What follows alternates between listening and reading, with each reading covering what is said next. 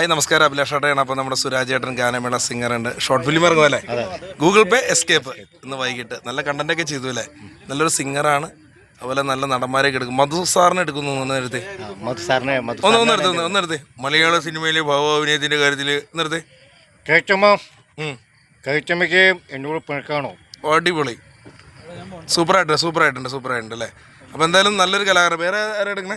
വേറെ കുറെ സ്റ്റാറുകൾ ഇപ്പോ പഴയ ആൾക്കാർക്ക് വേണ്ടി പിന്നെ വേറെ നടന്മാരൊക്കെയാണ് മെയിൻ ആയിട്ട് ചെയ്യുന്നത്. വേറെ എല്ലാം ഒരു 10-27 നടന്മാര് ചെയ്യാറുണ്ട്.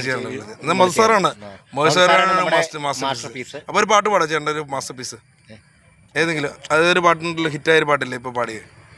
33 കോടി ദേവകൾക്കെന്നും മുത്തപ്പനെന്നും ഒരീശ്വരനല്ലേ, ഏഴരത്തോഴനായി വന്നുദിച്ചില്ലേ, പാലാഴിനാഥനംശമല്ലേ, പാർവതിക്കു പ്രാണനായുള്ള മുത്തേ എന്നെ കൈവേടിയല്ലേ, സങ്കടങ്ങൾ തന്നിടാം തമ്പുരാനേ ഓ തെയ്യാരത്താര. അടിപൊളി. അപ്പൊ ചേട്ടൻ ഗാനമേള മിമിക്രി സിനിമയ്ക്കായിട്ട് പോകുന്നു. അപ്പൊ നമ്മുടെ പുതിയ സിനിമ പറഞ്ഞ നമ്മുടെ അച്ഛൻ്റെ പേര് അനിൽ ഉണ്ണിസാറിന്റെ പുതിയ സിനിമ പ്രൊഡക്ഷൻ ബെന്നി ഗോതമംഗലൊക്കെ ഉണ്ടല്ലോ.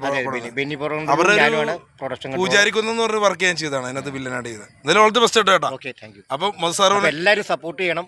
മധുസാർ പറഞ്ഞ ഇനി അടുത്ത ഇതിൽ കാണാൻ നമുക്ക് മലയാള സിനിമയിലെ ഭാവാഭിനയുള്ള നടനാണ് ഞങ്ങള്.